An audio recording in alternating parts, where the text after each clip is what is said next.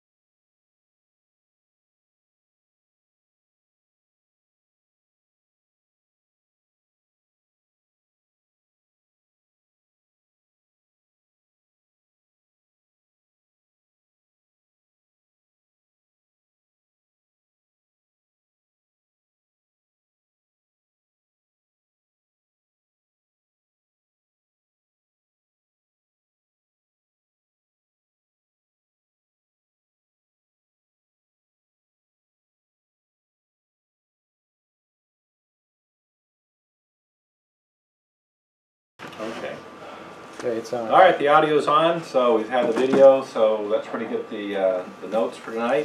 1 Kings, then we're going to do Proverbs. We're actually 1 Kings 12 to the end,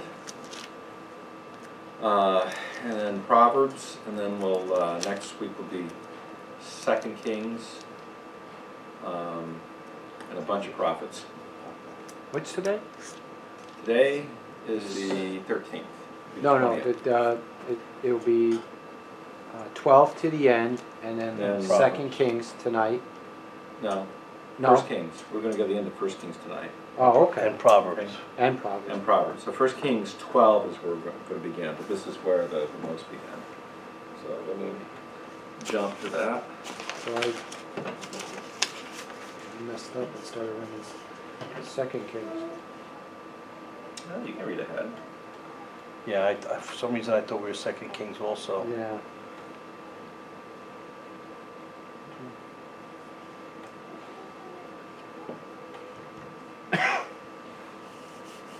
All right. Well, let's pray and then we'll catch from where we were last week and then get into the next one. Thank you, Father, for the blessings that we have in your word. And as we go back in history and look at what you've had recorded for us in the history of Israel, it is a reminder both of good and bad. Those that were evil and their characteristics are things you warn us against. Those who had good characteristics are things you encourage us to follow those examples. Father, give us wisdom tonight to see how we can apply these examples in our own lives. In Jesus' name, amen. Amen. All right, where we ended it last week was Solomon started off well, and then his wives turned his heart and became proud. Actually, Ecclesiastes has a lot to do with that. You can see the vanity as he's looking back at his life and seeing how much was wasted. And so a reminder to his sons is pay attention to God while you're young and make that your path. And so it seems like it must be right at the end he got it back together. But it was a little late because God already had brought a judgment and the kingdom was declining. He started having problems with his borders. He started having wars. Ahijah had anointed Jeroboam to be king over borders. Partially. Ahijah had. Oh, okay. So it is coming through. Yeah, I was just making sure. A little delay. You realize that. And Jeroboam fled down to Egypt in order to avoid Solomon killing him. So his son Rehoboam gets on the throne after Solomon dies. Rehoboam's in Egypt, and the assembly of Israel comes to Rehoboam and asks that he might reduce the burden that Solomon had placed upon them. Rehoboam consulted the counselors that Solomon had had, Solomon, his counselor of his fathers, and then talked to his peers. And his peers were young men, were even tougher than Solomon, and so he said, I'm going to make it even worse. There's even harsh language as well as harsh statements. And Israel said, what do we have to do with you, O David, to your tents? So they left, and they called Jeroboam up. He'd come back to Israel after Solomon's death, and are going to put him as king. Should be reminded, though, that it was the Lord that made Jeroboam king. That goes back to 1 Kings 11, because that's who anointed him. The prophet Ahijah had anointed him because of the turmoil. All right, so Israel left Rehoboam. He actually is going to go to war over it, and the prophet Shemaiah warned Rehoboam not to do it in return, and so they avoided a civil war. Jeroboam, though, turned out not to be a very good guy. He actually was, Ahijah had promised him that if he would walk with the Lord, he would establish a kingdom for Jeroboam. And it would keep going. But if he didn't, there would be judgment. But Jeroboam was concerned that with the temple being in Jerusalem, and the people supposed to go to the temple several times a year, that the people might end up finally turning their hearts and wanting the king of Judah to be their king again, and he'd be out. So he decided he would put two places of worship to pervert the Mosaic law and where they're supposed to worship with a substitute. So it's an effort to worship the true God in a false way. And that never does any good. That's as sinful as worshiping a false God, because the true God has already told us how to do that. He sets up these alternative altars, one in Bethel and one in Dan. Bethel is just across the border from Judah, so it's on the southern end, and Dan is all the way up in the north, and I'll show you that on the map in a minute. A prophet then came and predicted the exact nature of the destruction of the altar and who would do it in 1 Kings 13. It's going to be desecrated, and names by name, Josiah. It's going to be several hundred years before that happens. But even by name, this is the one who's going to come. He's going to desecrate the altar by killing the false prophets and burning their bones on it. Also said that the altar itself would crack and split. Jeroboam reaches his hand out in gesture to seize him, and it shrivels up on it. So, demonstrating that this prophet was from the Lord and meant business. He asked the prophet to restore it. It was restored, but he still had these false altars. Interesting story about this prophet, though. He had been told by the Lord not to eat or drink while he was in Israel and to go home. Jeroboam offered to give him a reward. He said no. As he's on his way back, though, another guy who says he's a prophet says, I'm a prophet of the Lord too, and the Lord has given me this revelation. You should come eat with me. So the guy ended up thinking, well, maybe this guy got new revelation, instead of sticking with what he'd already been told. He ends up being judged, and he's killed by a lion, which is interesting because he kills the guy, and the lion does not eat him and doesn't maul the donkey that he's on. The donkey and the lion are both standing there. It's like, this is odd, to say the least. Well, there's a point there. When we know the Lord wants to do something, we need to do it. Be very careful what other people then start making claims. That happens a lot, especially in the charismatic movement. I think I'm going to do this, and go, oh, but the Lord told me this. I don't think so. Not often. Well, they're going to claim a word of wisdom, but we're going to go with the Word of God and stick with that, period. It's not by how you feel. Ahijah prophesies the Lord's judgment on the house of Jeroboam as well, and his sixth son Abijah was going to die and be buried, but all of his other descendants are going to be eaten by dogs or birds. So it's a strong condemnation of Jeroboam because of the sin. Well, it's about 300 years later, Josiah fulfills the very prophecy that's in 1 Kings 20 that had been prophesied. Actually, it's 2 Kings 23. All right. So he's going to cut off Jeroboam, raise up another king, and the future kings of Israel end up always being compared to Jeroboam. Sort of like the kings of Judah are always compared to David. Future kings of Israel are compared to how bad they are compared to Jeroboam. The same as Jeroboam or worse. There were none that were better. The kingdom of Judah, though, had both good and evil kings. All kings of Israel were at least as evil as Jeroboam, some much, much worse. And as we'll see next week, there's prophets keep coming to warn both Judah and Israel. This is your sin. This is what's going to happen. You need to repent. If you don't turn, this is the judgment that will come upon you. And that's actually in keeping with the prophecies that have been made much earlier. Rehoboam reigned for a total of 17 years. So I have it in yellow for Judah, red for Israel. It may not come out on the screen very well. Then I have how many years they were, years of their reign, how many years, what they were like, and how he came to power. In Israel, there was a lot of usurping and killing, murder, in order to get it.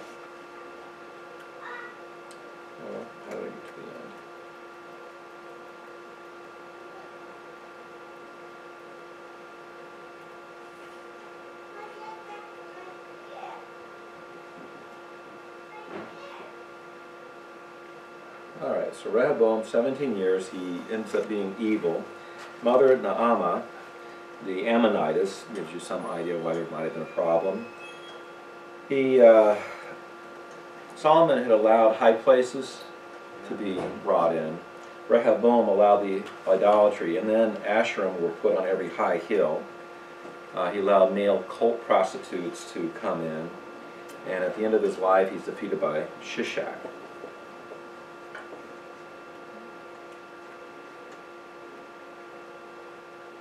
Now, where are my pictures?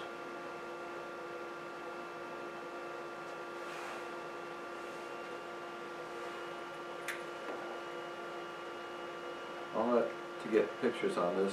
But then even this is Asa on leave. file. Asa left the high places too. They kept leaving the high places.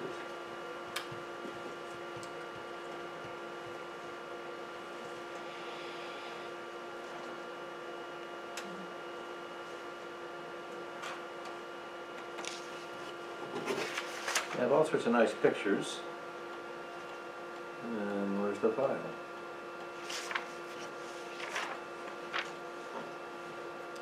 No, this one has it.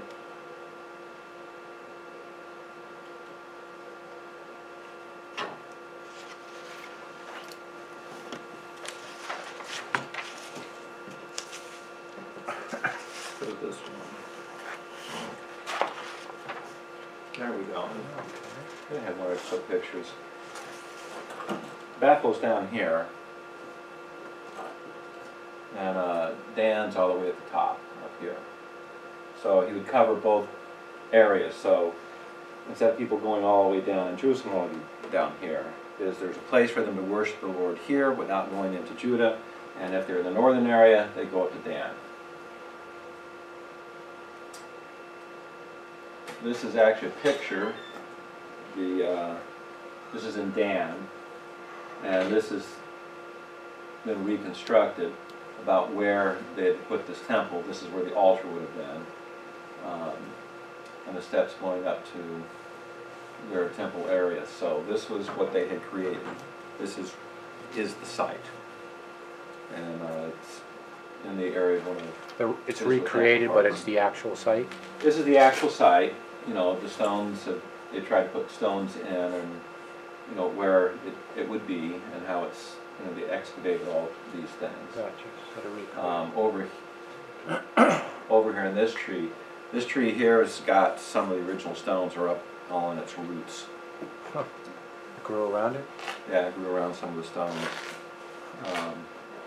But it was interesting to see this. It's a large area, you can see just by the size of the people here. So it's a fairly large area for them to practice their worship. But it's the worship of the true God in a false way in a long area. Did he set up calves? Yeah, golden calf in both of them, right? Altars. These are the altars he set up. I thought there was a golden calf, Yeah. a golden cow in each one too. Where did they say that?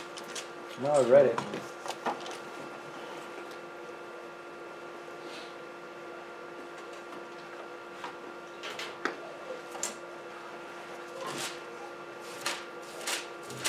I was going to say, and then when Ed said it, I said, I know I'm not hallucinating. I thought someone's. 28, 1 Kings 12:28. He made 2 golden calves, and he said to them, "It is too much for you to go to Jerusalem. Behold your gods, O Israel, that brought you from the land of Egypt." All right, so he did make golden calves, okay.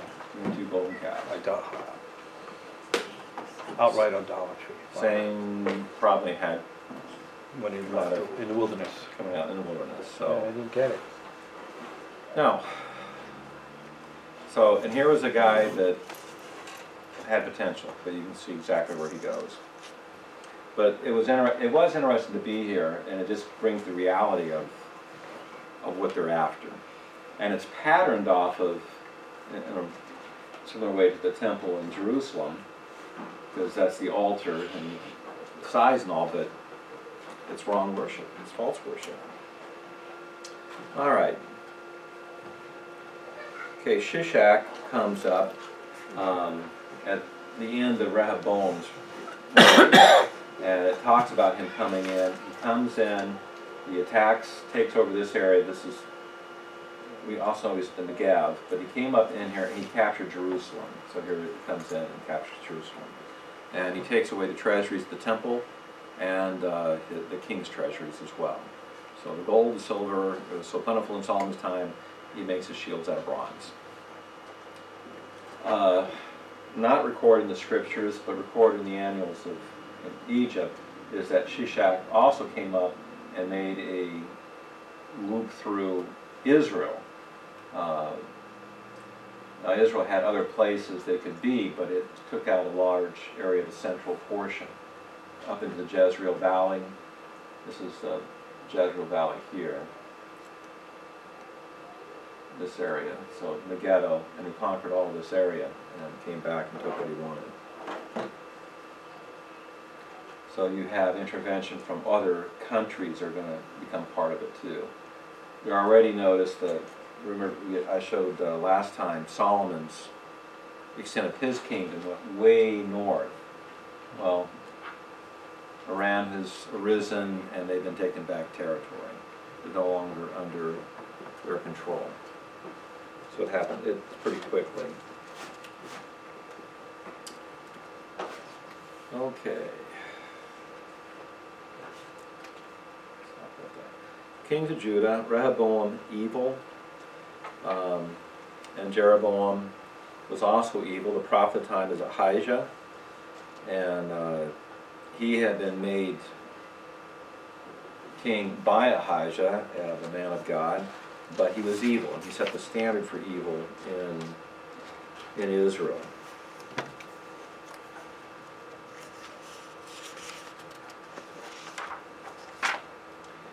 Now Nadab in Israel was short-reigned. He also was evil, and he was murdered by Baasha, who murdered the rest of the house of Jeroboam and fulfilled the prophecy. So Jeroboam's line didn't go very long. Just one son and then done. Only one of his sons was buried, Abijah, and he died as a child, sick. He was evil. Then Abijah, going back to Judah, he turns out to be evil. He only reigns 3 years. Mother Maacah, the daughter of Abishalom. And the text actually says he was only tolerated because of God's promises to David. So they brought in extra worship that had not been there even under Solomon. The Asherim are all over the place, male cult prostitutes, and Abijah is letting that continue. Now during this period of time under Baasha and Asa, there is conflict between the two. This is showing that Israel sought to come down under Baasha, or Baasha, and God turned him away. And then Asa came up and they took these stones that were being built there as a fortress, and he built Geba and Mizpah instead and fortified his own territory. So there was efforts by Baasha to intrude on Judah. And there's going to be that going back and forth between the two nations. Brothers but in conflict. Baasha took his throne by I noticed the Israelites had come down, they were attacking the Philistines. They were down here at Gibbethon.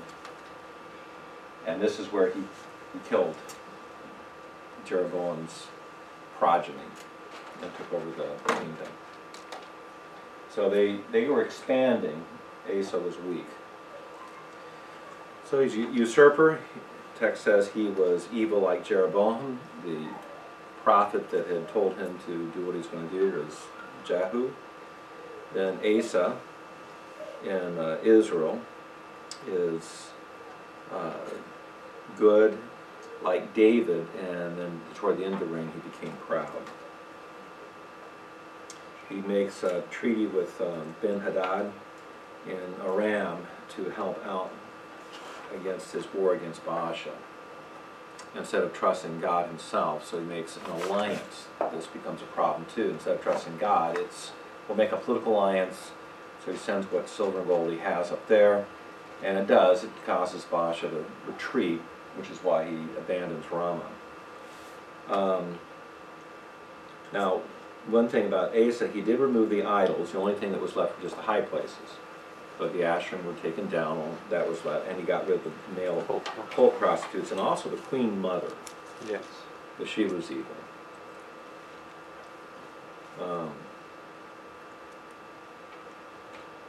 There's a strange thing in the text, because it says Abijam, his mother is Maacah, and Asa's mother is Maacah, but Asa is Abijam's son. Not too good. So yeah, she's an evil woman. Alright, then we get back to in Israel. Elah, he reigns 2 years. He and a household are then murdered by Zimri. He is evil like Jeroboam, that's how he's described. Zimri doesn't last long at all, a total of 7 days. He's a usurper, and he's evil. Omri is a general who is in the field fighting, and here's his opportunity to take over the kingdom, and he does. Omri goes against Zimri, and actually Zimri commits suicide when Omri surrounds his capital, and he ends up inside a house, the king's house, and he burns it down over himself, because you can see his days are numbered. So Omri becomes the king. Now he reigns 12 years. He's very evil. There was actually a civil war between him and another general named Tibni, and Omri won. He moved the capital from Tisra, which is over in the central area, straight up the way of the patriarchs, and moved it to Samaria. Go back to the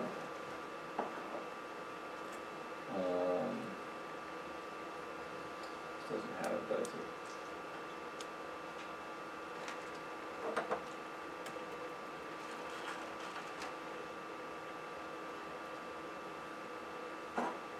So here.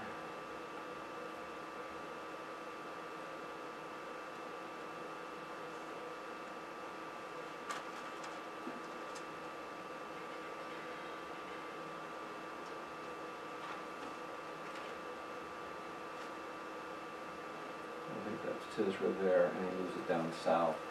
So he builds a new capital, but he kind of had to anyways, because Zimri burned the previous one. Let's go back down.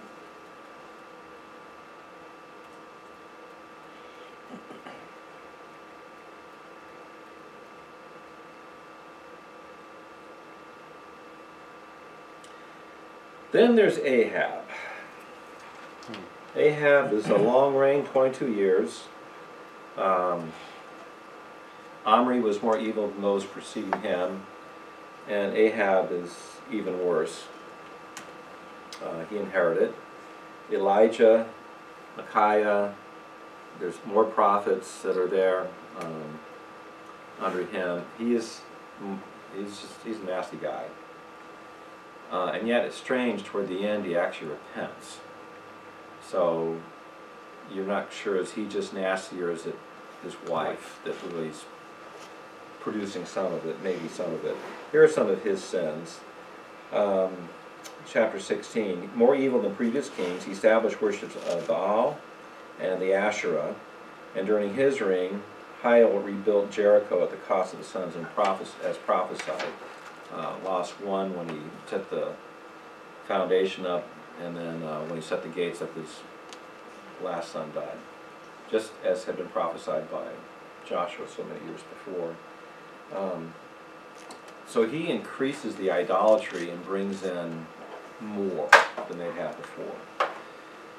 The Elijah is during Ahab's reign, and Elijah gets a lot of print. because he's quite a character, quite a guy.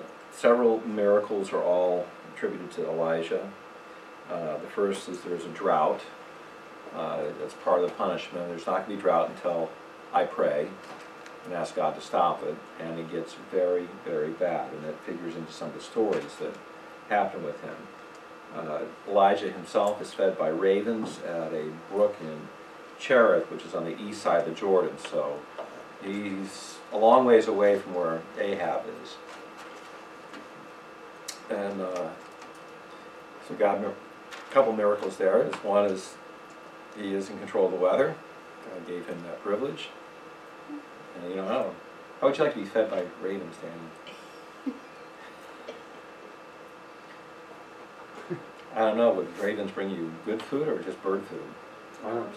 Well, if it's Said what brought they bread. eat, I don't want it. Worms. Said it brought him bread. Roadkill. Yeah. Okay, yeah. Then Elijah meets a widow, Zarephath, and she turns out to be very faithful. When he meets her, she has a son, and he greets him, and he asks her to make him a bread. And she said, well, all I have is this little flour, a little oil. That's all I have left. And after that, we'll die.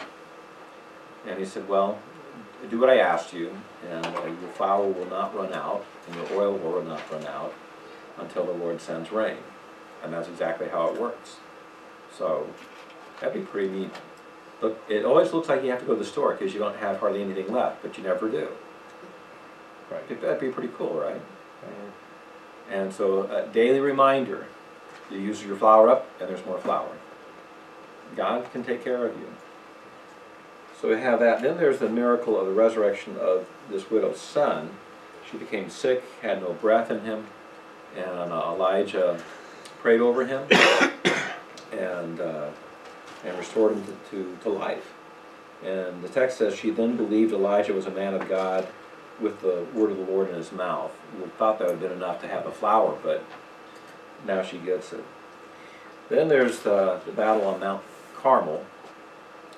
This is a very good story, and you can make a pretty good sermon just out of this one. But Elijah sets up a challenge. Before you get into it, though, Obadiah, who's a godly man and is a servant to King Ahab, they're out looking for some kind of pasture that they can feed the king's horses and cattle, maybe save something. And as he's doing this, he runs into Elijah, and Elijah tells him to go to Ahab and give him a message, and he's now afraid. He says, what's going to happen? You tell me to go, I'm going to go, tell the king, I'm going to come back here, you're not going to be here, and the king's going to be mad at me and kill me. So, I guess he didn't trust prophets to stay wherever they were. Elijah assures him, I will be here, here's the message to the king. And Obadiah, in the process of this conversation, talks about how he had saved 100 prophets from being murdered by Jezebel. She killed all the rest. So Israel was nasty, and Jezebel's nasty. But he had preserved their lives. So he goes and gets the king, they meet, and it says, this is what you're going to do. Get all your prophets of Baal and the prophets of Asherah, meet me on Mount Carmel. We're going to have a contest between your prophets and me, and see who's God. And these are specifically the prophets that are Jezebel's prophets. And they all meet on Mount Carmel, and I should probably put a picture on that. I'll show you where that is.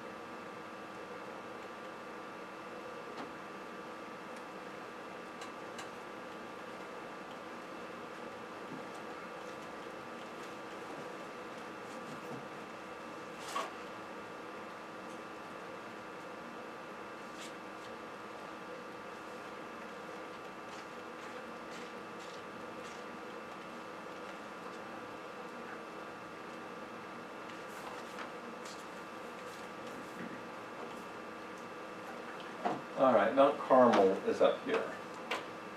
It's actually a ridge, so it overlooks the sea.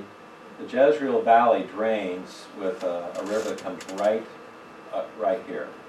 So this whole area drains right here. So this is where he sets up the contest.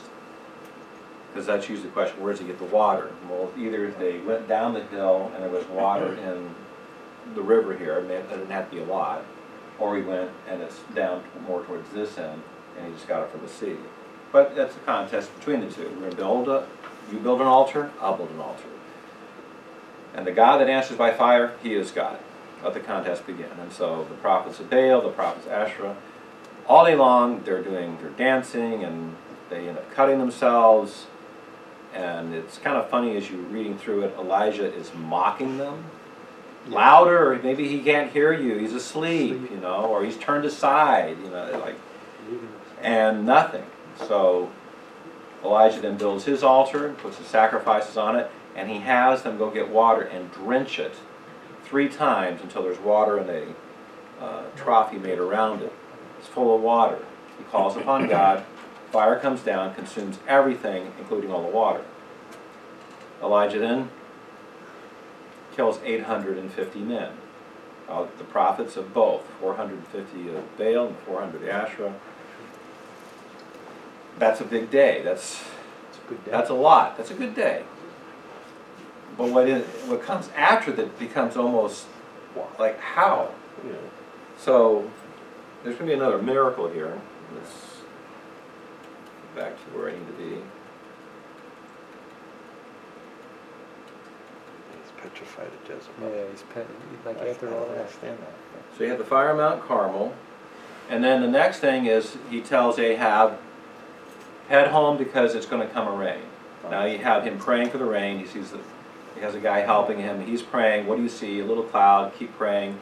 And he says, you better go because it's going to be a downpour.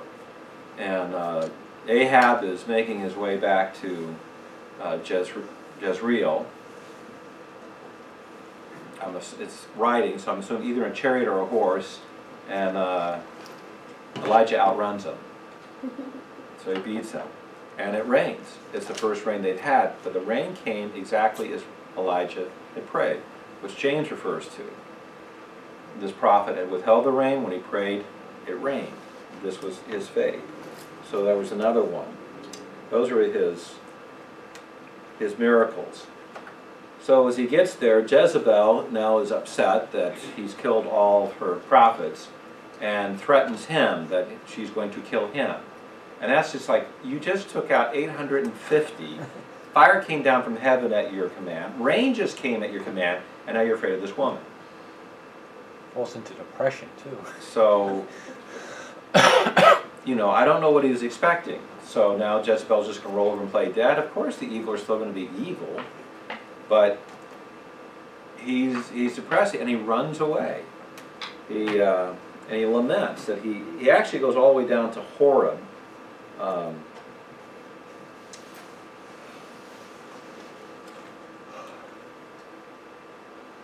see if I can find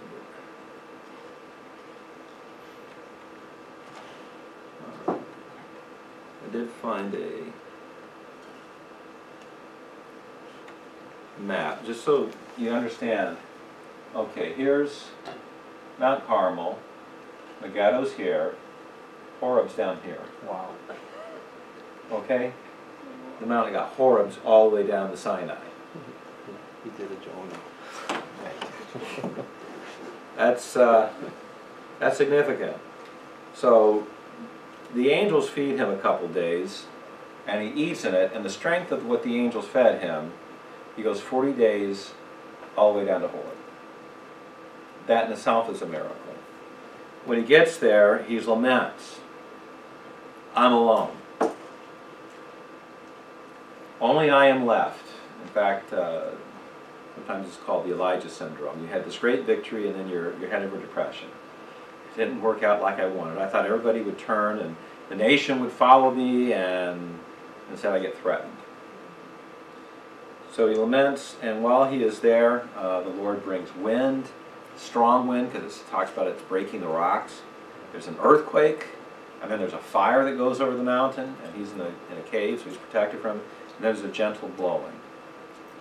And that's when the Lord speaks to him and gives him instructions about what he is going to do or is supposed to do. And he's still lamenting. But the Lord tells him, you're going to go anoint Hazael, king of Aram. So he's got to go all the way back to the northeast of Israel. And then you're going to anoint Jehu, king of Israel. And by the way, there's 7,000 who have not bowed the knee to Baal. You're not alone. And with that, Elijah does go and he fulfills those very purposes. So again, so he's on the move. So from here, all the way down here in 40 days, that's, and you're walking, that's a pretty good distance. And then he has to go back up to Aram to anoint Hazael. And then Jehu, who is going to become the next king. Ahab has wars with Aram, and it talks about his defeat, how he's supposed to defeat him. Elijah is involved with the prophecies concerning it. And twice it's a miraculous win because he has a very small army defeating a large army. 1 year, and then the next year Aram is going to fight again because it says, well, it's the gods of Israel, gods of mountains. We'll get them on the plains. And the text actually talks about is that is why you're going to defeat him. He has, the text describes Ahab's armies as two little flocks next to this overflowing mass of people. But he defeats them because it's not about how big your army is, it's about God. And it's shown, and it's so that Ahab would understand that the Lord is God, or God is the Lord.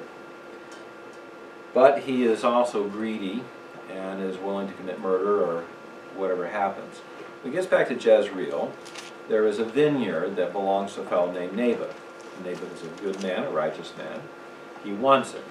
But Naboth tells him, I can't sell this to you because it belongs to my family. And the laws of Moses do not allow me to do this. His wife Jezebel says, well, you're king.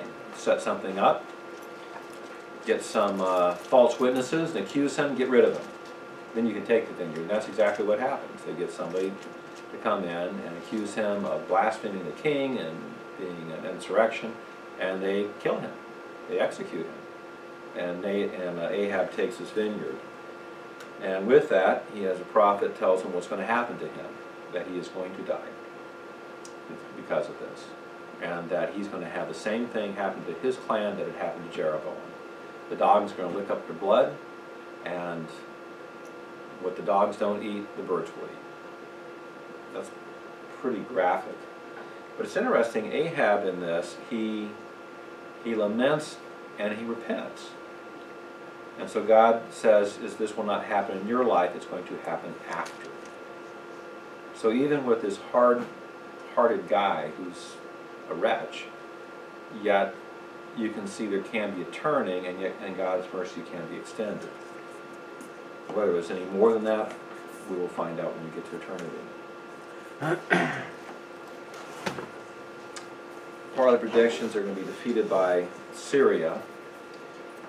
In this story, Jehoshaphat has become king in Judah, and he gets Jehoshaphat to come and join him in a battle against Aram, which had Jabesh Gilead. Now that's over on the east side of the Jordan. That's where Saul's ancestors had come from. That was the first battle that Saul had gone to, the same place. And so he should help free this. Now, part of the problem here is there becomes a family tie between the two because he gives a daughter to Jehoshaphat to marry to his son. So it becomes family ties. Jehoshaphat is too trusting and trying to have unity. But he's an evil guy. Elijah had said that they were going to be defeated, and Micaiah is also then called in. If you recall that story,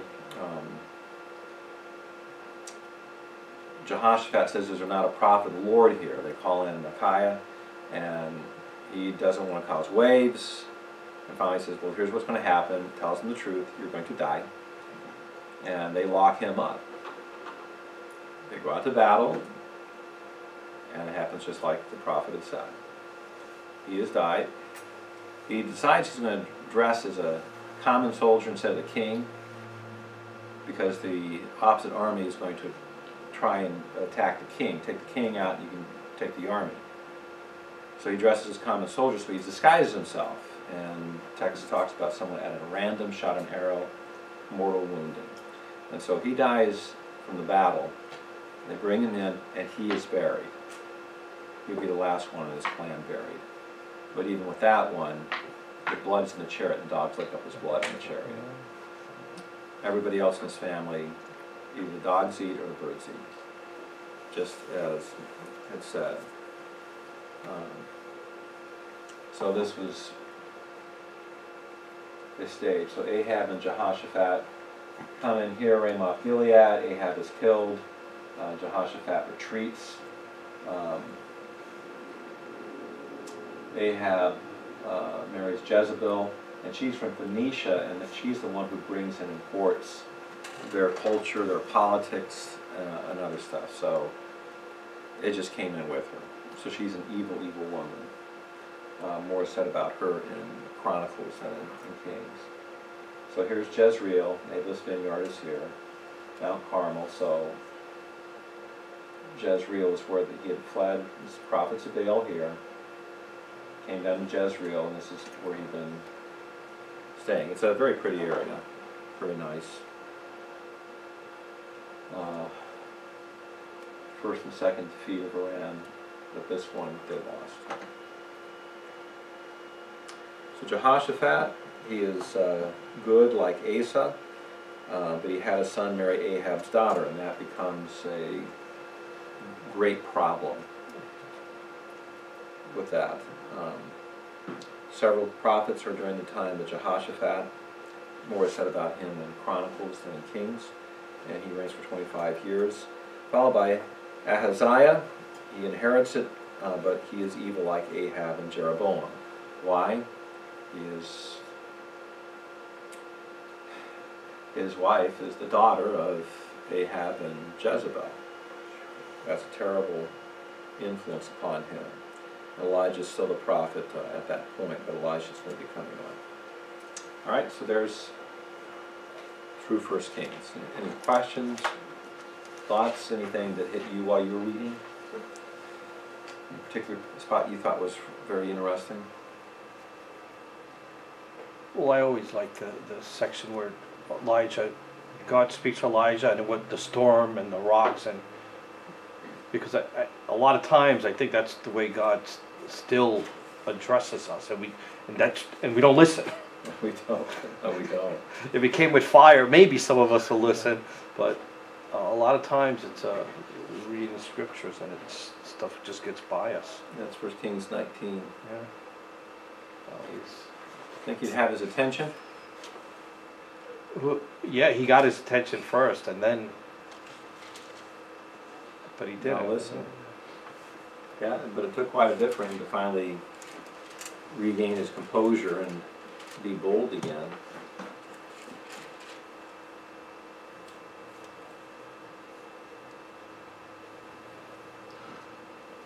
Was he just tired? Verse 19, to its part from there and found Elisha. Okay. Maybe we're just tired of running. I bet it's a long ways to go. Yeah. But there is something understandable, because part of it is you see God do great things. So now you think it's all going to go this direction. And it doesn't. And so it becomes very discouraging. You just have these great victories, and it's like, but they're going to continue. But they're still opposing. Because remember, the whole thing is let him be God. They all agreed, okay, the one that answers by fire, he is God.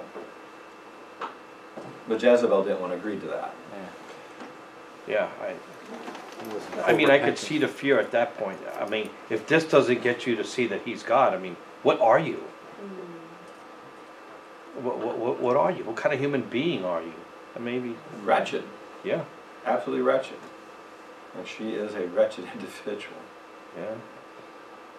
Most wretched. But at the same time, you just took out 850 people. Yeah. You're afraid of her? What has she got? You've just been dealing with the king directly. It was an issue of his army or something. You were already subject to having a problem there, and he wasn't afraid before. So, yeah, there's a lot of things that figure into that. And not afraid, where he was mocking their God. I mean, that's pretty confident, pretty cocky. Very, very cocky. And all of a sudden, he's just afraid of one woman. One woman. One evil woman. So, he's a great guy to study, and we'll hit him again in First Chronicles. We'll go kind of fast there. But I hope that's been helpful as you've been reading through this. All right, we're going to go to Proverbs. And why don't we take the 5-minute break, and then we'll start up again and go through Proverbs. It's fairly easy to outline here. I give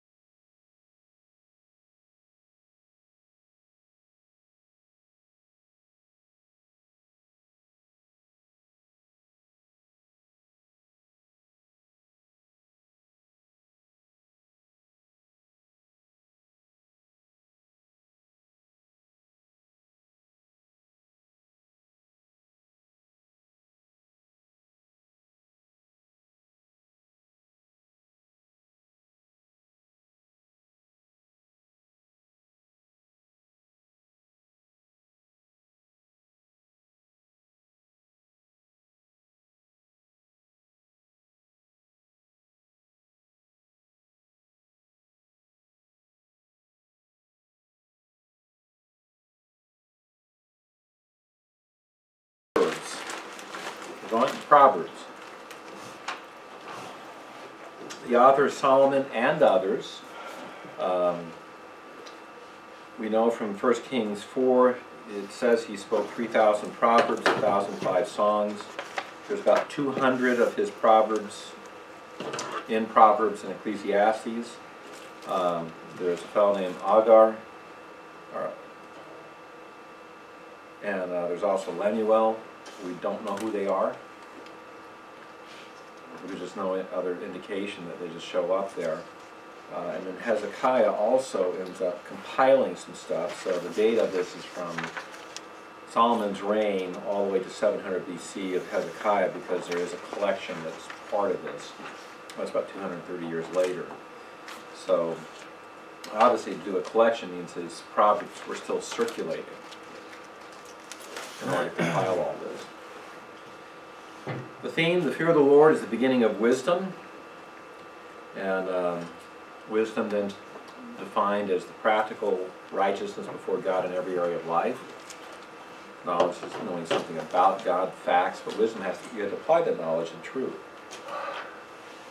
And then a proverb itself is simply a succinct statement of observed general truth, or it's a maxim. And we need to understand that as we're going through it. They're not absolute promises, they're general truths. So a lot of times you'll find an exception to one of the maxims that are stated. These are general truths that he's observed. Some of them obviously must have had some kind of revelation because they're beyond just human observation. Okay? So that's the nature of proverb.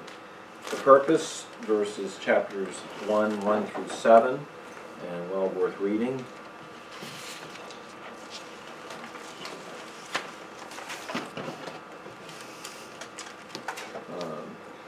Well, here's the general outline. The Proverbs' purpose, Proverbs of Solomon to his sons through chapter 9. Proverbs of Solomon, general 10 through 24. Proverbs of Solomon transcribed under Hezekiah, chapters 25 through 29. Proverbs of Agar and Lemuel, and then the Proverbs woman. So let's look at the Proverbs' purpose. Well, Proverbs of Solomon, son of David, king of Israel, to know wisdom and instruction. And notice in verse 2, it's also to discern the sayings of understanding. It's right from the beginning. This is why he's compiled all these.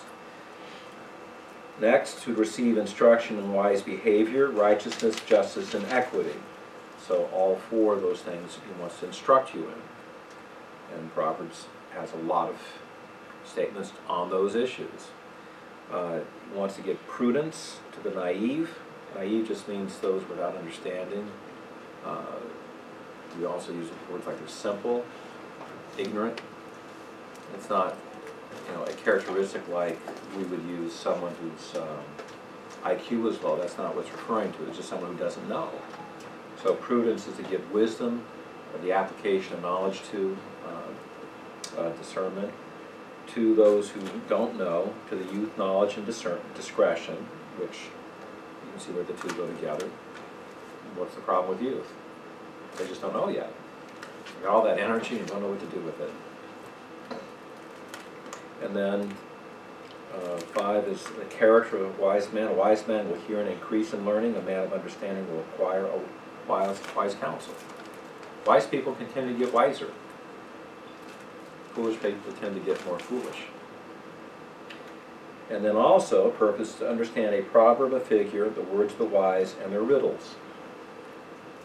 So it's hopefully training people to become of this nature.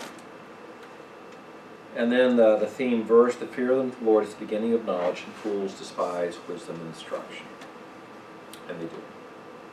And throughout that, you can see the contrast, because a lot of the Proverbs are contrasting ones. Remember, we talked about Hebrew poetry in Psalms. In Proverbs, there's a lot of the parallelism that is characteristic of Hebrew poetry. Sometimes it's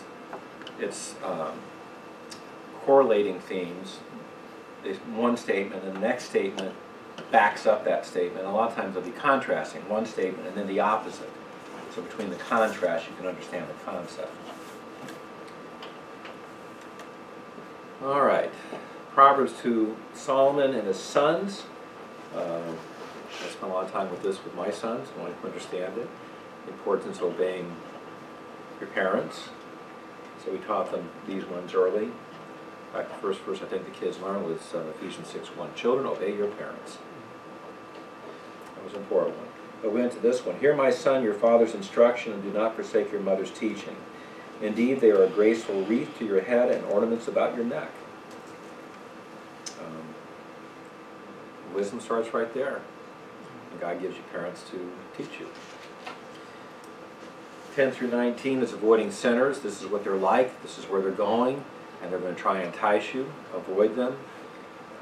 1:20 through 2:22 is instead seek wisdom. Wisdom, verse 20, is shouting in the street. So go after her. That's what you want. Proverbs personifies wisdom. A couple places is one of it.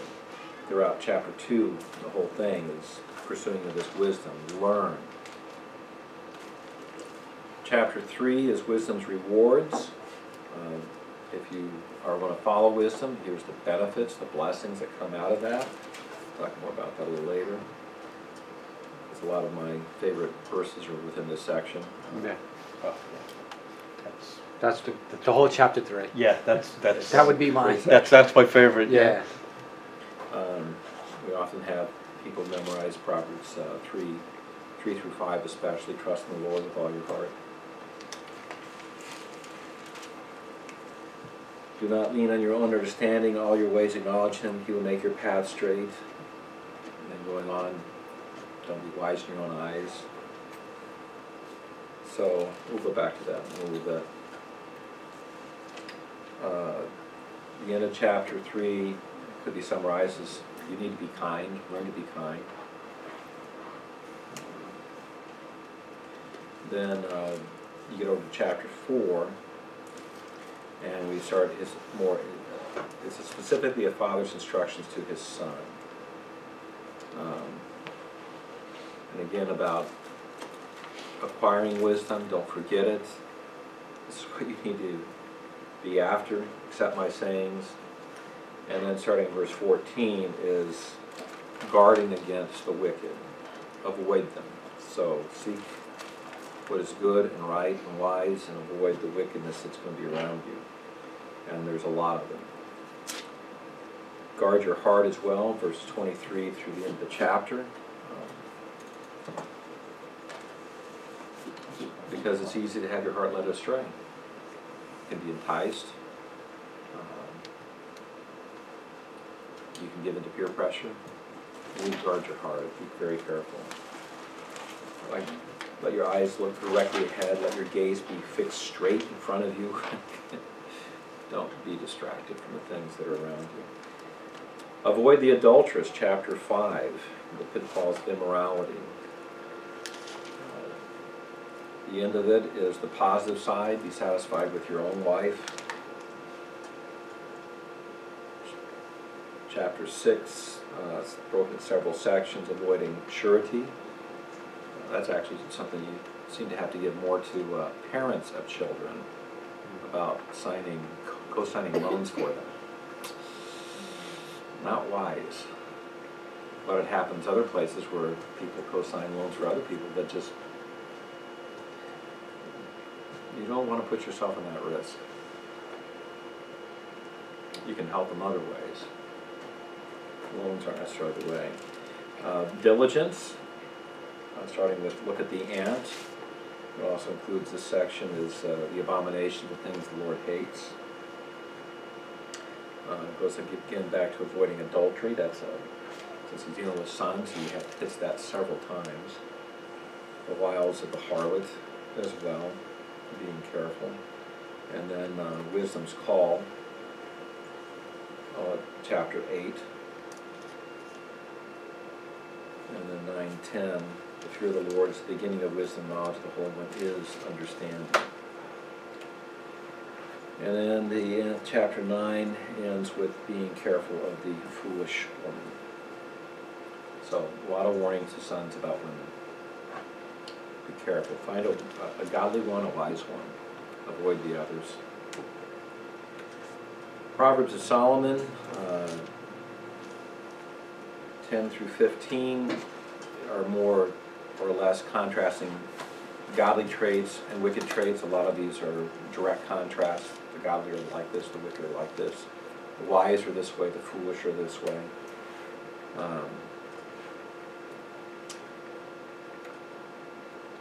Then verses chapter 16 through 22, an encouragement for godly women are living.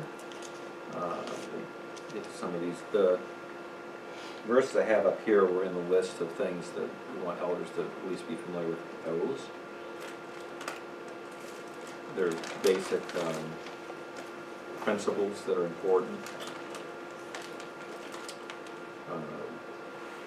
Pride, graciousness, being charitable, warnings about alcohol, and making sure you're training your children correctly. And then miscellaneous situations, and 22 to 24. Hezekiah then puts together a bunch of his Proverbs, and this is one way to break it down. Regulations for relationships, first with kings, what you should be careful. We don't have a king, but it's still wise to apply some of those things to those in authority. How should you treat your neighbors? It's a good section. How do you treat your enemies? He deals with good things on that. And how about yourself? And then there's a lot of fools around. How are you going to deal with those? So a lot of specific proverbs on that. And then be careful of sluggards. And some are real sluggards. And we got a lot of those folks around. Welfare state helps that. You don't have to work at all. Now you can be a real sluggard if you're, one of the Proverbs even talks about, a man's hunger will drive him to work. So, relationship with gossips, being careful of gossips, to finding out what they are, the damage that they do. And then he has various activities. Agar, you get packs a lot in this little space here, because he talks about the limits of human wisdom, and it is limited, and it goes right to only God really knows these things. 2 things to ask.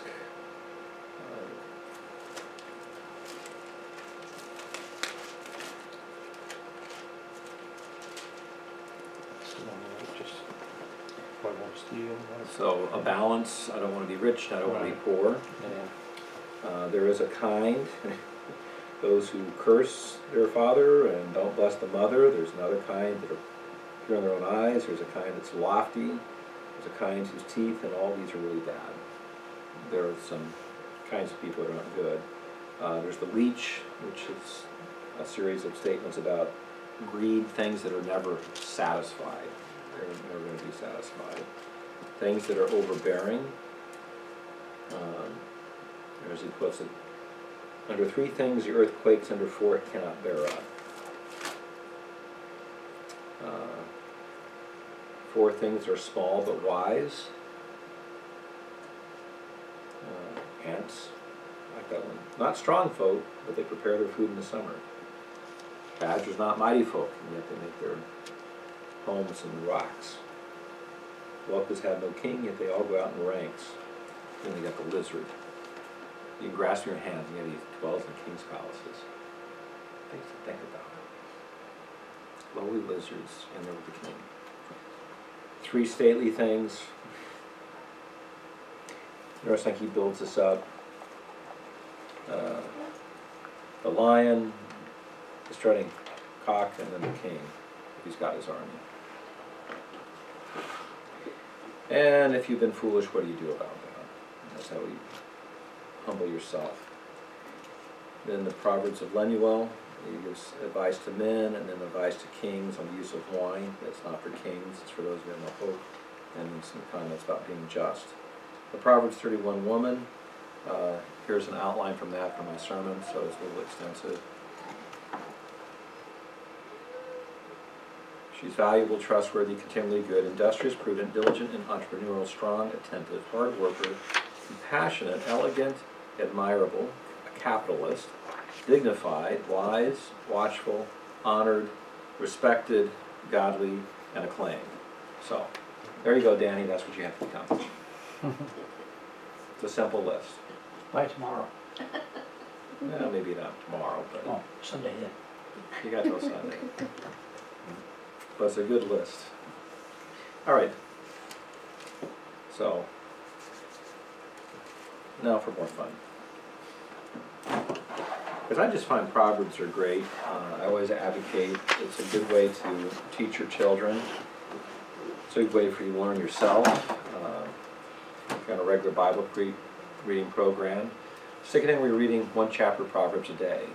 Or if you want to really stretch it out, meditate on a proverb or a section of Proverbs that's tied together. Because sometimes they stand alone. Sometimes there might be 4 or 5 verses to go together. Post them, memorize them. You want to know how to deal with things, you go to the Proverbs and find something that's going to help you deal with whatever the real situation in life that you're there. There are several good books out there that will take Proverbs and arrange it by topic. Those are pretty helpful. I know there's at least 2 because I have them in my library, and I think there's a few more that have come out. I kind of tried to do that when I did the sermon series on Proverbs, of groupings of themes that are out through Proverbs. But it helps in such practical ways about how to live life, and that's why it's such a good book for us to know.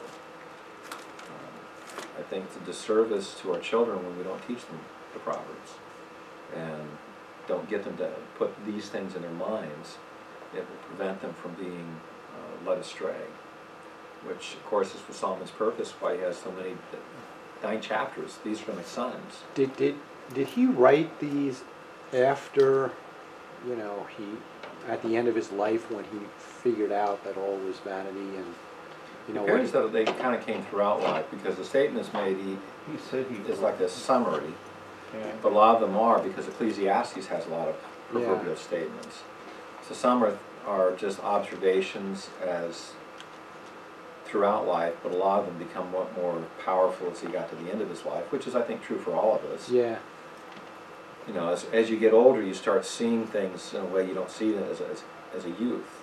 Absolutely. You have a more breadth of knowledge, so you can see how things tie together, and that's the difference between wisdom and knowledge. You have to gain the knowledge in order to finally have wisdom. Yeah. That's why he makes several comments about wisdom being with those who have hoary heads, with the old, and why there should be respect for the elderly. The tragedy of culture the last probably 100 years or so is there's such an emphasis on youth. It's sort of like the youth know more than the adults, and it gets put in their mind that somehow they know more than the older folks, and it just cut them off in wisdom. But I think that was part of the devil's conspiracy. My conspiracy theory just goes to the devil. He's the one behind all that stuff. He seeks to usurp culture. How do you destroy culture? Remove the generation rising from its heritage. Now it can go anywhere, and that's where we're at in the United States. They're disconnected from their history. They don't know their history. Because they don't know their history, they don't know where they came from, they don't know where they're going. And so they're easily led astray to whatever. Well, that sounds good. There's an old adage, it's not true anymore because the Democratic Party and Republican parties have changed. What used to be is like, if you're not a Democrat when you're young, compassionate, thoughtful, and idealistic, that was the idea, and that's going back to the 60s, then you have no heart. If you're not a Republican when you're older, you have no brain. Because you can realize you have a heart, you're compassionate, but the very solutions you offer destroy the person you're trying to help. It's sort of like if you try and help a chicken out of its egg, instead of letting it peck, the chicken becomes weaker. If you open the butterfly's cocoon for it, its wings won't develop. And there's a lot of these things we don't think about. It's the adversity that our children face as they're tackling trials, and they get frustrated, and they have to work through these things. They have to learn self-discipline. They can't have everything. But we live in a couple generations where parents have tried to supply everything for their children. Don't let them struggle, don't let them learn these things, and don't teach them their history. They turn inward and selfish. Proverbs is against all that kind of stuff. So it's an excellent book to be teaching your children. Something that should be a regular aspect of discussion. We read them at breakfast and discuss different ones. And often keep going back to them. Is there a proverb for that? I've known several men that it seems like they must have memorized most of them or something, because you ask them a question and they kind of like, and they pop off with a proverb. You know, it's just generating there, and there's a proverb for that one. You know, just trying to find a subject matter. So we'll start in. If you've got some favorites, just jump in. I'm going to go chapter by chapter. Maybe just explain a little why some of these I really like. Chapters 2, 5, and then 6, 20 through 35 in chapter 7. I use that a lot for young men because it's the warnings about women. And young men need those warnings. Their, I don't know, their brain isn't really in gear as the hormones start flooding in adolescence or something. And they don't think. And they can be enticed by women who are not of good character very easily. More so in our culture because of internet and privacy in your phone, and very easily swayed away. It's not hard to find men who are going a good direction, and some woman wrapped him around her little finger and led him into directions he should not have gone.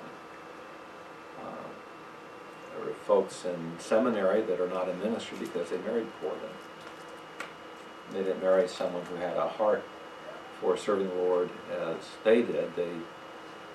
This woman instead entices, I don't want to be in a position where I'm going to have to sacrifice. I want you to support me in the way I would like to be supported. You go into ministry and you're just going to have to rely on that God's going to support you. So marry a woman who has that kind of faith. Will encourage you in it. Oh, but she was cute. Guess what about cute? You know what happens to cute? Give it 60 years and it's wrinkled. Doesn't last. It doesn't last. Or as another person said, is let's see, was beauty's only skin deep, ugly's to the bone.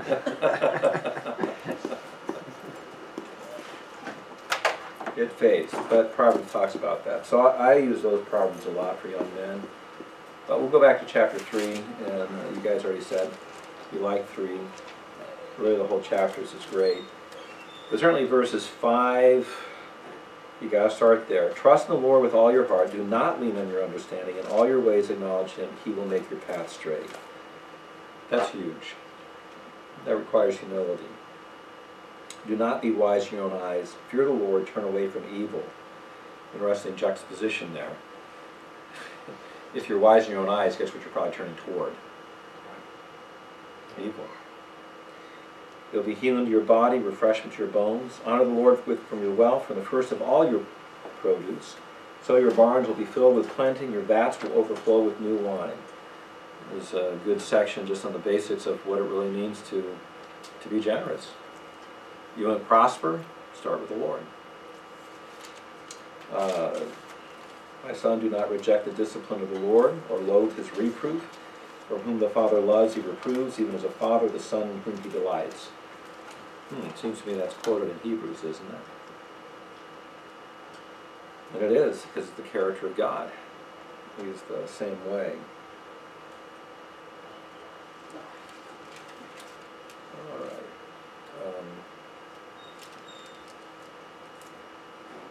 There's a lot of good stuff in 4,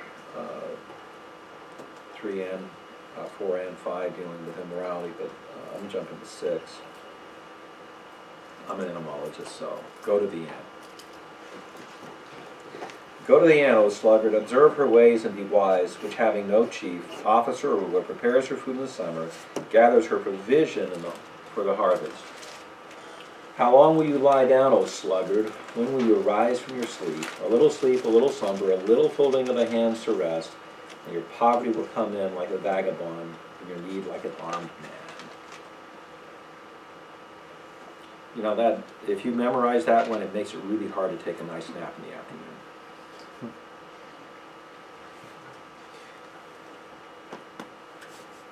But what's it talking about? The ant is diligent. Here's an observation just from nature. But what are you doing? And there are a lot of people, why is they don't succeed? They're sluggards. There's a lot of Proverbs dealing with that whole issue. There's a lion in the street, so they won't go out in the street. There's no lion in the street. It's just an excuse. It's too dangerous out there, so they don't take risks. There's a cloud. It could rain, so I'm not plowing. You don't plow, you don't plant. No plant, no harvest. No harvest, no food. There's a lot of those things keep these same principles. 16, there are 6 things which the Lord hates, yes, 7 which are abominations to him. This is a good summary of what is evil. Haughty eyes, that usually throws people. Because what's a haughty eye? Proud. Yeah, it just reveals the pride that's in there. You could say pride, but it's the haughty eyes that reveal it. Haughty eyes, a lying tongue, and we live in a culture that just doesn't think lying's any big deal. The Lord hates it. The hands that shed innocent blood, a heart that devised wicked plans, feet that run rapidly to evil, a false witness who utters lies, and one who spreads strife among brothers. All those things. They're evil. The Lord hates them. Skipping over the harlot in 7, general commendations of wisdom in 8. 9, 10. The fear of the Lord is the beginning of wisdom. The knowledge of the Holy One is understanding. There's where you start.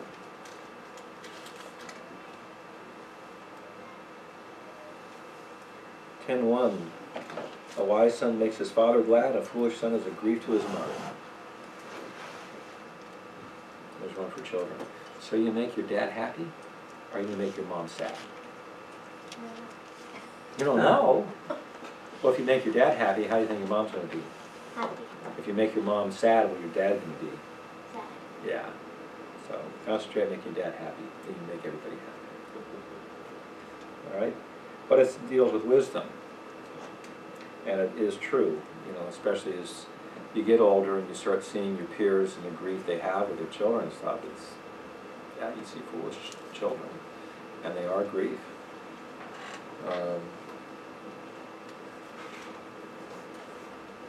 11:2. When pride comes, then comes dishonor, but with the humble is wisdom. I like the Proverbs, you know, with humility. 11:22. These are ones either I use a lot, or I just found them beneficial to me, or use them a lot in counseling.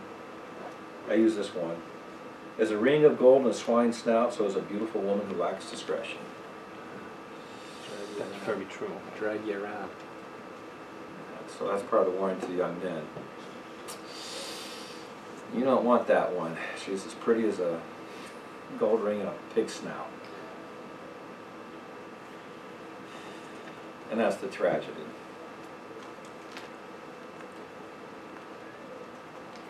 (12:15). The way of the fool is right in his own eyes, but a wise man is he who listens to counsel. And, you know, those are basic things we apply in everyday life, too. It's one reason why we have a pastor's advisory council and wrote it into the Constitution, because you're a fool if you're trying to do it by yourself. You need counsel. You want wise counsel. Gather good people around you. And that's part of it. It's wise counsel. Not just any counsel. Verse 19, truthful lips will be established forever, a lying tongue is only for a moment. Good reminders in a culture that lies about everything. Lying lips are an abomination, Lord, but those who deal faithfully are his delight. Verse 22. 13:11, wealth obtained by fraud dwindles, and one who gathers it by labor increases it. Use that whenever I'm talking with people about finances. We do live People want to get rich quick all the time. That's why they like lotteries. It's a way to impoverish yourself. It's a way to impoverish your state too, because now people aren't being productive with their funds. We're gambling. Atlantic City's got like a dead zone around it, because it impoverishes things around it. Mississippi, they established gambling on the coast and on the river, and I saw an article not long ago. Some of them are closing down now because they recognize it's not healthy for their economy. It's not good. You can even ask the Indians, it's not necessarily even good for them on the reservations either. A lot of money coming in, and it does not help their people. They just start drinking. We have one in Catskills, right? Yeah. Yeah. The state thinks it's an easy way to generate revenue. It's for the schools. Lottery is a tax on those who are mathematically challenged. It's for the schools, they say. Yeah. Several of these states have done that, and they find that it makes it more difficult because now they have problems with schools. They need to raise money, and no one wants to vote for the referendums. Like, we already did that. That's what the lottery's for. Where's the lottery money going? In the pockets of the people who operate it. There's very little that goes. See, 13. Don't go to my school district.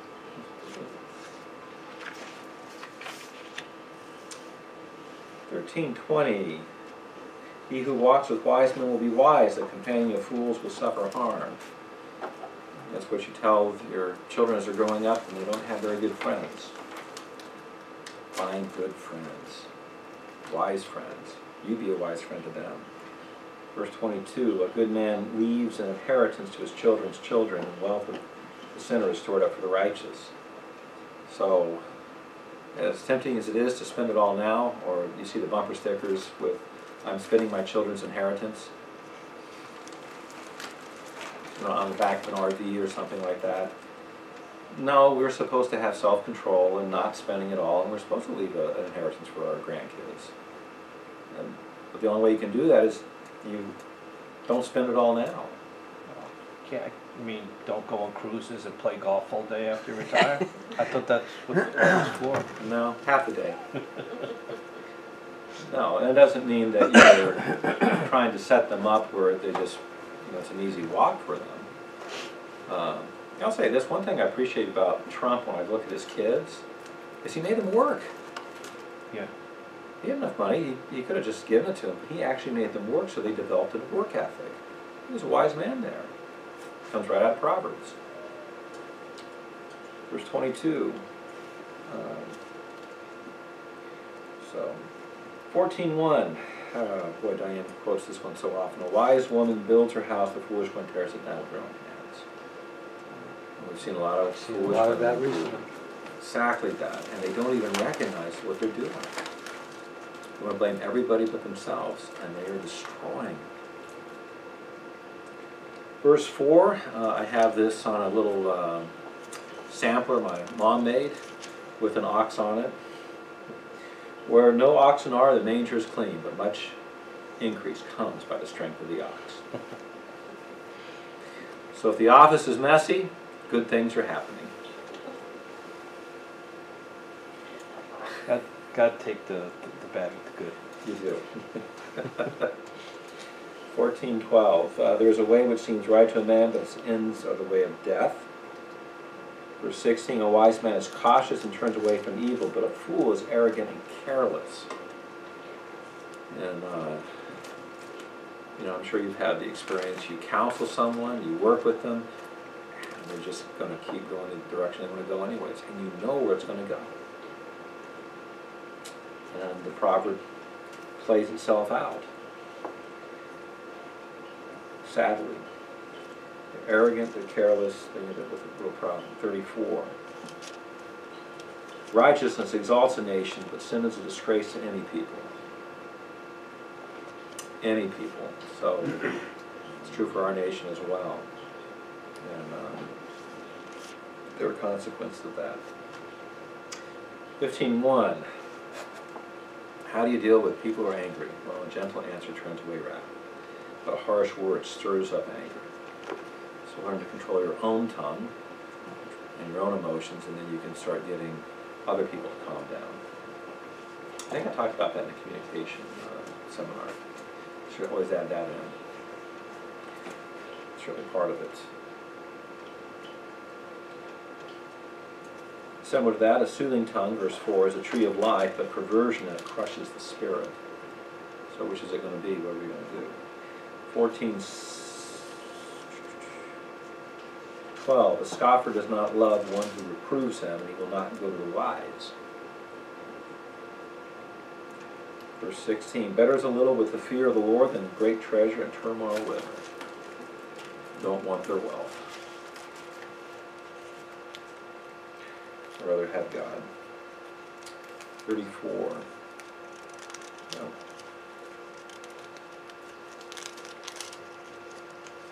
Oh, I'm jumping around here in the wrong places.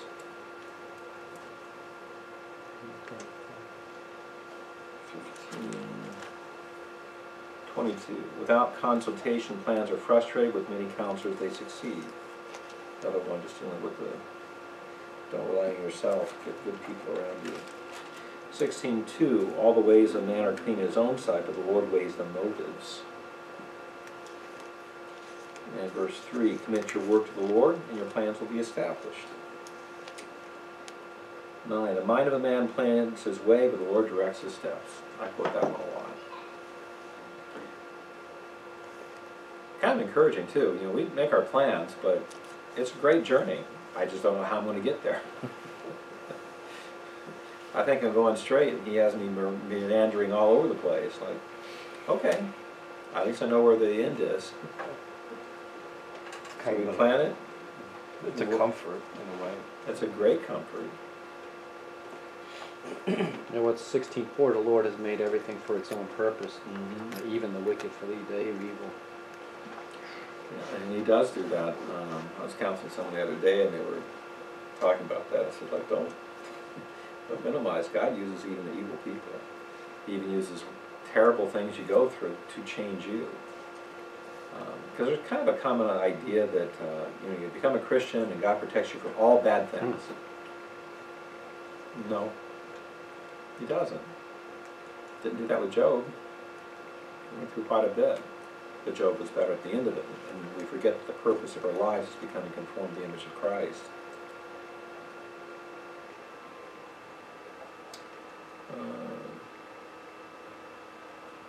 16:16. How much better it is to get wisdom than gold, and to get understanding is to be chosen above silver. So depart with your money and get the book.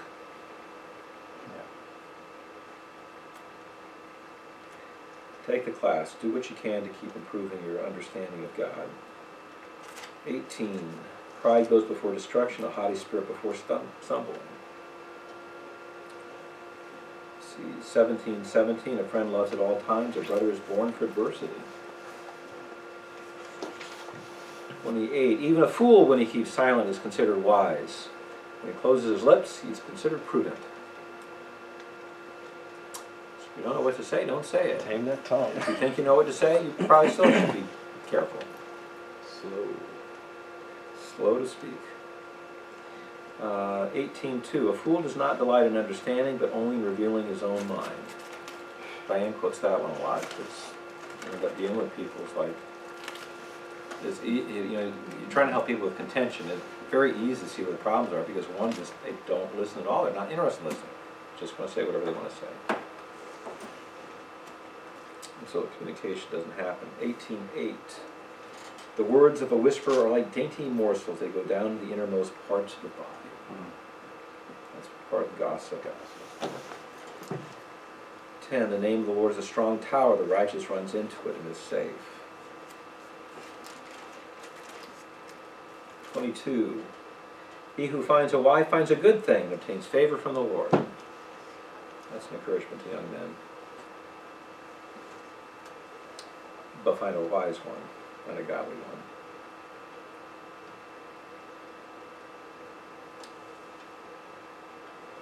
18:24. A man of many friends comes to ruin, but there's a friend who sticks closer than a brother.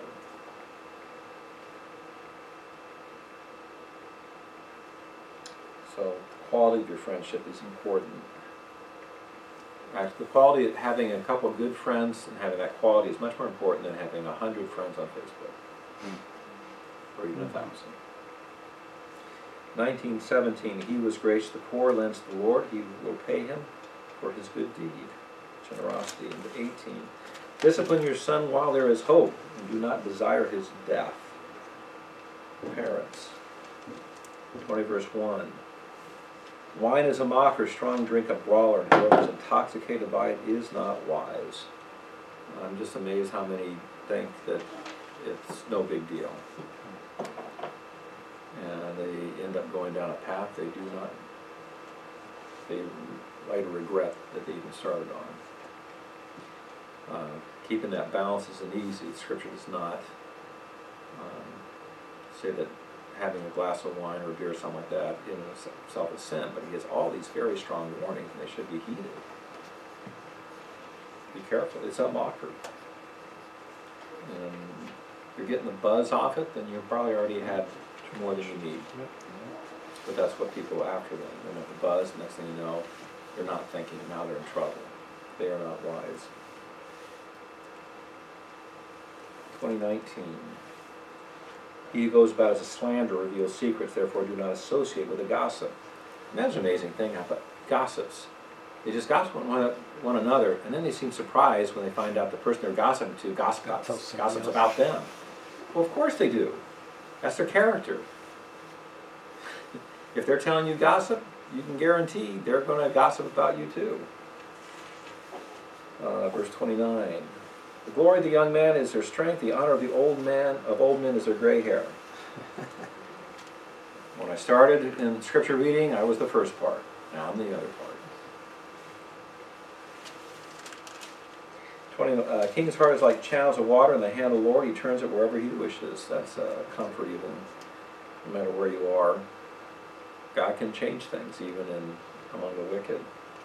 Every man's way is right in his own eyes. The Lord weighs the hearts. Verse 2. 21:9.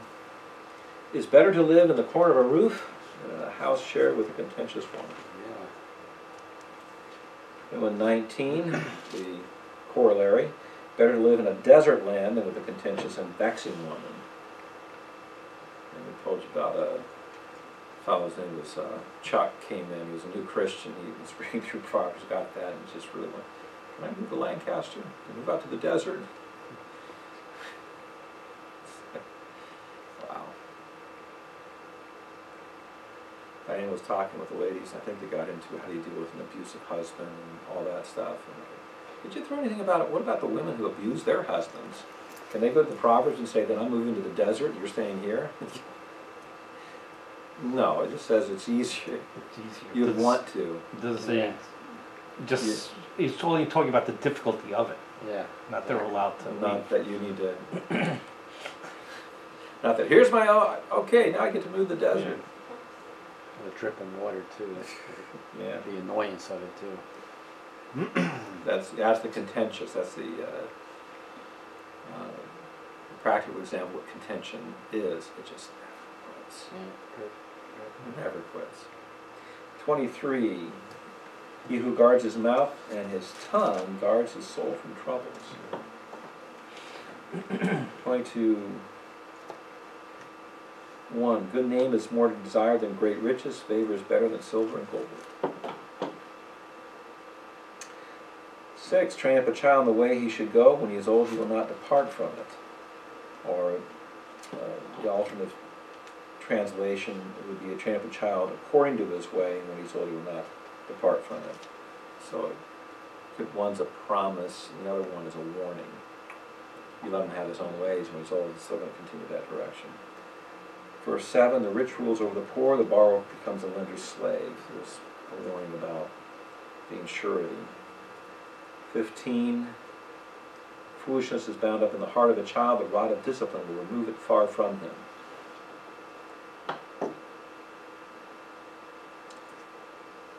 22, do not rob the poor because he is poor, or crush the afflicted at the gate, for the Lord will plead his case and take the life of those who rob them. 26, do not be among those who give pledges, among those who become sureties for debts. If you have nothing with which to pay, why should he take your bed from under you? is a whole section about surety and being very careful what you promise. A lot of people do get in trouble that way. It's bad enough that you have your own debt, but when you sign notes for somebody else and become surety for them, now you've got theirs too. And I've known people who've done that, and they never should have. It's tragic on them, but it's even tragic on the one they signed the notes for us because they never learned their lesson. 23:4, do not worry yourself to gain wealth, cease your consideration of it. When you set your eyes on it, it is gone. Wealth certainly makes itself wings like an eagle that flies toward the heavens. Comes and goes so quickly. Very fast. You'd think they should post this somewhere down on Wall Street, right? Oh man, they're after it. Some of them learned some over the last few weeks. They You learned know, that. they learned it. They learned it. All crashed. I was really proud of Luke Solomon. He was working down on Wall Street for a while, and it did take him long to see. It's like, this is crazy. Yeah, they're wealthy, and they have no time to spend any of their wealth. It's always about the next deal, the next deal, the next deal, and earn more, and they don't have a life. It's horrible. And then it does go quickly.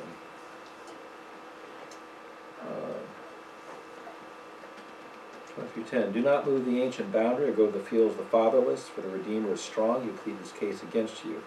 Apply your heart to discipline and your ears to the word of knowledge, the better way to live. 17. Do not let your heart envy sinners, but live in the fear of the Lord always. Surely there is a future, and your hope will not be cut off. Listen, my son, and be wise. Direct your heart in the way. Do not be with heavy drinkers of wine, or with gluttonous eaters of meat. For the heavy drinker and the glutton will come to poverty, and drowsiness will clothe a man with rags. The drowsiness comes from the drinking.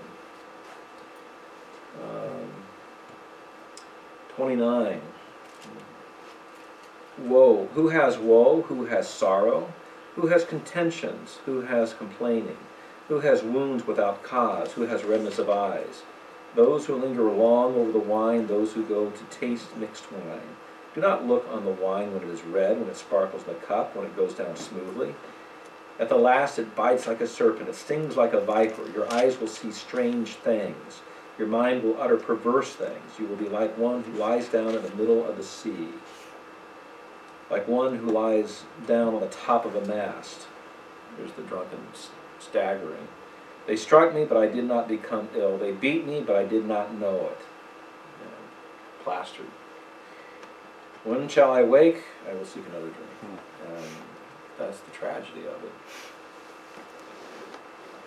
John would warn you about all those things. He lived that for a long time. 24:3. By wisdom a house is built, by understanding it is established, by knowledge the rooms are filled with all precious and pleasant riches. 17. This one's not always easy. Do not rejoice when your enemy falls. Do not let your heart be glad when he stumbles, lest the Lord see it and be displeased, and he turn away his anger from him. Yet we do want to gloat when our enemies stumble. And we should feel sorry for them, though. We should get pity for them. 30. I passed by the field of the sluggard, by the vineyard of the man lacking sense. And behold, it was completely overgrown with thistles. Its surface was covered with nettles. Its stone wall was broken down. When I saw, I reflected upon it. I looked and received instruction. A little sleep, a little slumber, a little folding of the hands to rest, then your poverty will come as a robber, and your want like an armed man. So you can see a building up of what was said earlier. So you do see some Proverbs repeated. Adds more to it. 25:2. There's the glory of God to conceal a matter. The glory of kings is to search out a matter. As the depths for height and the earth for depth, so the heart of kings is unsearchable.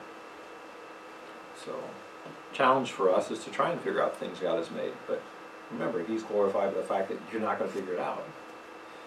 It's difficult. And then as you to figure out it even more, is like he's more intricate and complex we ever could imagine. Verse 11.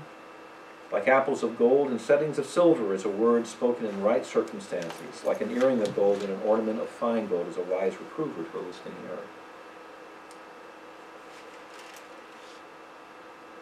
21. If your enemy is hungry, give him food to eat. If he is thirsty, give him water to drink. He will heap burning coals on his head, and the Lord will reward you. Quoted in Romans 26:4. Do not answer a fool according to his folly, lest you also be like him. Answer a fool as his folly deserves, lest he be wise in his own eyes. So don't act the same way he does. Reprove him in an appropriate way. It's a rebuke that he needs. 26:12. Do you see a man wise in his own eyes? More hope for a fool than for him. That says a lot. Pride, haughtiness. 20. Lack of wood, the fire goes out, and where there is no whisperer, contention quiets down. Like charcoal to hot embers and wood to fire, so is a contentious man to kindle strife. The words of a whisperer are like dainty morsels. They go down to the innermost parts of the body. So a lot of warnings about gossip and slander and that whisperings because you don't want them to hear you. 21. Do not boast about tomorrow. You do not know what a day may bring forth. It's quoted in James 4. 27:6. Faithful are the wounds of a friend, deceitful are the kisses of an enemy. That's a hard one to learn. Because you hurt when your friend is reproving you and you don't like it, and yet that's what you need. And you have somebody who's flattering you and you don't recognize they're setting a trap, which is another proverb. They're setting a trap for your feet. 17. Iron sharpens iron, so one man sharpens another. So what happens when you strike iron against iron? Do you know, Danny? You get sparks. When you hit two pieces of hard metal together, you get sparks. But that's how you sharpen things. 28:1. The wicked flee when no one is pursuing, but the righteous are as bold as a lion. I've quoted that one a lot too. It took a while for Diane to, I think, recognize that, because a lot of times there's people that we may have disciplined or something, and she just, I don't want to see them. I said, you don't have to worry about it. They're going to flee from you. And there's been a lot of situations now, because it's not a huge community, where she'll be someplace and she does catch a glimpse, and she watches them, they turn around and go the other way. So just be as bold as a lion. You don't have anything to fear. Let them be the ones who live in fear, that they're going to see you. So someone needs to move away, let it be them. Right. 29:2. Groan. I guess we're going to be in some groaning for a while. 5. A man who flatters his neighbor is spreading a net for his steps. And until you've seen this done, you don't really recognize how slick it can be. Because we like to hear good things, and you do not realize they are setting you up. Yeah. 15. The rod and reproof give wisdom, but a child who gets his own way brings shame to his mother. And 29:23. Pride, a man's pride will bring him low, but a humble man will obtain honor. So those are some of those I quote a lot or use a lot, or they meant a lot to me, and I'm sure you have some of your own. Proverbs. Spend time with Proverbs. It is worth any time you can put into it. So you learn some Proverbs, Danny? Have you been memorizing Proverbs? Yeah. Good for you. What's your favorite Proverb so far? Proverbs 31. The whole thing? Or just 10 through 31? Oh, yeah. Okay, I just if you really want to get into the whole things of Lemuel and Kings and who should drink, those who have no hope, and not that part. Okay.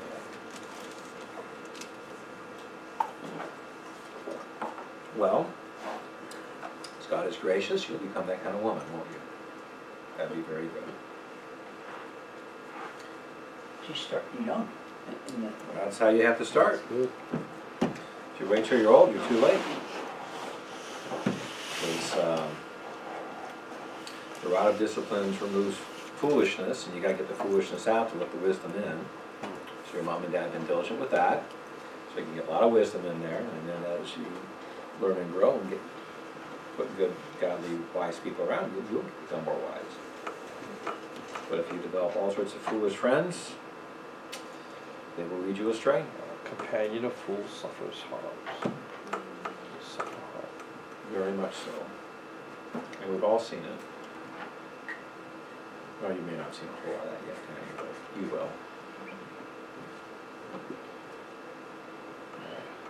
Sometimes you don't know they're fools till you suffer the harm. Unfortunately. Yeah, you get burned, but hopefully you learn only after Yes. one or two experiences. Or my younger brother, friends with a kid on the block behind us. And then he just started hanging around some other kids, and even though we were very close friends, did all sorts of things together, we were always at each other's houses all the time. He just said, I don't like these new friends. And so he broke off the relationship. Not more just by he wasn't going to go over there anymore. Right. Yeah, he ended up with all sorts of, he ended up with a mess. And my brother didn't get sucked into all that stuff. My mom was very proud of him. Showed discernment. She wanted to get a new class of friends. Because the people we do hang around with are going to put pressure on us, and we start assuming that they may know more, and we start yielding to them. So surround yourself with godly people and become godly. So if they can't quote some Proverbs, Yeah. you either learn or you find new friends. It's amazing how often we're warned about how the negative character always seems to corrupt and defile the good. Rarely does it happen, well, unless God intervenes. You know, it says about anger, about not being with a hot-tempered man. You're going to learn his ways. We can. And you do. That stuff is contagious. And it usually Corruption presented is our that way default because position too. Yeah. It's because our own bent is toward evil, Yeah. so we're Right. more attracted to that. Exactly. So if we're humble and then stay with wise people, we'll pay attention, start learning from them, and start gaining that perspective. It makes a big difference. So, we pray, and I guess we're in 3 minutes early. Thank you, Father, that you have given us a book like Proverbs and Ecclesiastes. These books of pithy statements of wisdom, succinct analysis, Father, that can help direct our lives. But there's a lot here that has to be applied, and we need to know it in order to do it. Thank you for giving it to us, that we have the resources. Thank you for your Spirit who continues to prod us, even bringing to mind those things we've read and studied, that we might apply it in the very situations of life that we have. And in that way, develop hearts of wisdom before you. In Jesus' name, amen.